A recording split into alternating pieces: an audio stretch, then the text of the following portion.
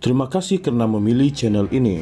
Sebelum kita mulakan video ini, sila pertimbangkan untuk menekan butang like, share, dan subscribe, dan aktifkan butang lonceng Anda agar Anda sentiasa mendapat info-info percuma pada setiap hari dari channel kami. Dan tinggalkan komen Anda karena komen Anda amatlah dihargai. Terima kasih. Mahkamah Tinggi di sini hari ini membenarkan permohonan bekas Perdana Menteri Tan Sri Muhyiddin Yassin untuk merujuk Undang-Undang Berhubung Akta Hasutan 1948 ke Mahkamah Persekutuan. Hakim Datuk Muhammad Jamil Husin berkata, permohonan Muhyiddin itu mempunyai merit serta membangkitkan isu perlembagaan yang perlu diputuskan oleh Mahkamah Tertinggi berkenaan.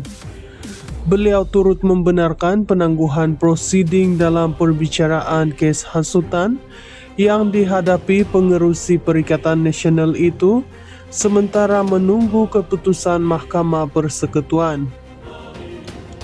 Muhammad Jamil dalam keputusannya berkata permohonan Muhyiddin itu memenuhi ambang peruntukan undang-undang untuk ia dirujuk ke Mahkamah Persekutuan. Persoalan undang-undang yang pemohon mahu rujuk itu mempunyai kaitan langsung dengan kes di hadapan saya dan keputusan Mahkamah Persekutuan akan memberi kesan kepada penyelesaian perkara dipertikaikan berkenaan secara cepat serta menjimatkan. Persoalan berkenaan juga rumit dan perlu dirujuk ke Mahkamah Persekutuan untuk diputuskan.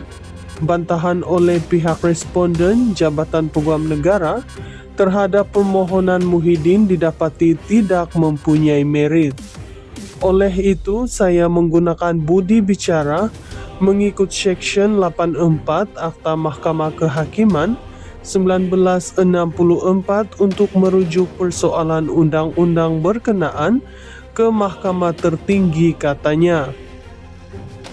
Muhyiddin diwakili oleh Peguam Datuk Amir Hamzah Harshad, manakala Timbalan Pendakwa Raya Datuk Razali Ceani mewakili Jabatan Peguam Negara. Muhyiddin 77 memfailkan permohonan kepada 4 April lalu untuk merujuk persoalan undang-undang berhubung Akta Hasutan 1948 ke Mahkamah Persekutuan.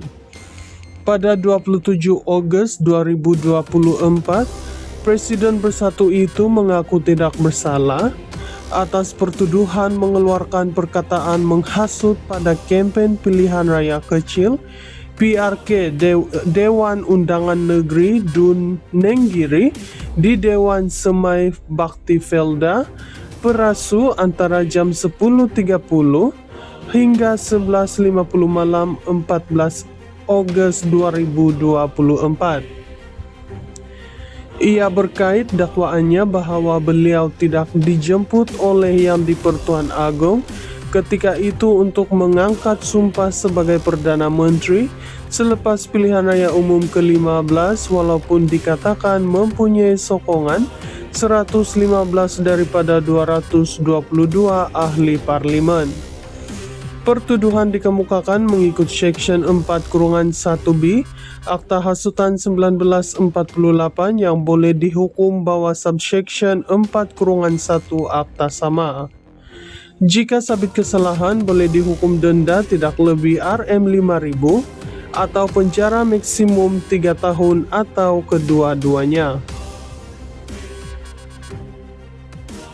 Mahkamah Tinggi di sini hari ini membenarkan permohonan bekas Perdana Menteri Tan Sri Muhyiddin Yassin untuk merujuk Undang-Undang Berhubung Akta Hasutan 1948 ke Mahkamah Persekutuan.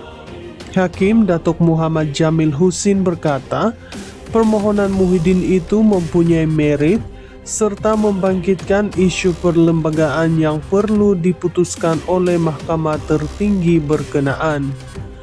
Beliau turut membenarkan penangguhan prosiding dalam perbicaraan kes hasutan yang dihadapi pengerusi Perikatan Nasional itu sementara menunggu keputusan Mahkamah Persekutuan.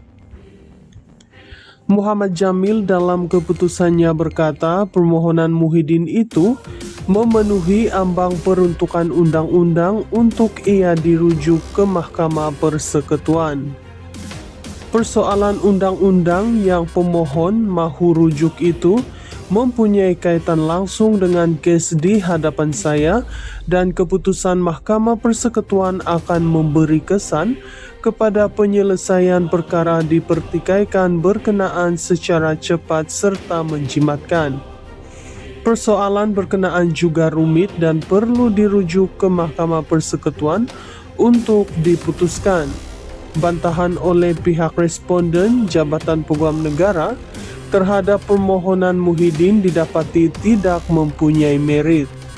Oleh itu, saya menggunakan budi bicara mengikut Seksyen 84 Akta Mahkamah Kehakiman 1964 untuk merujuk persoalan undang-undang berkenaan ke Mahkamah Tertinggi, katanya.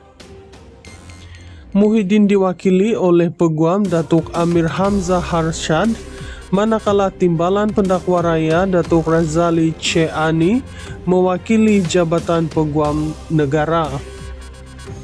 Muhyiddin 77 memfailkan permohonan kepada 4 April lalu untuk merujuk persoalan undang-undang berhubung Akta Hasutan 1948 ke Mahkamah Persekutuan.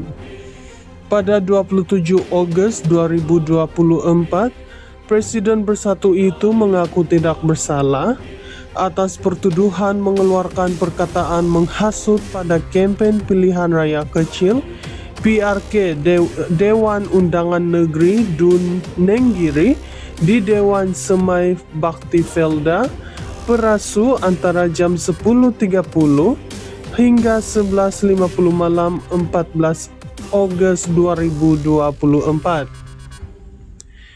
Ia berkait dakwaannya bahwa beliau tidak dijemput oleh Yang di-Pertuan Agong ketika itu untuk mengangkat sumpah sebagai Perdana Menteri selepas pilihan raya umum ke-15 walaupun dikatakan mempunyai sokongan 115 daripada 222 ahli parlimen.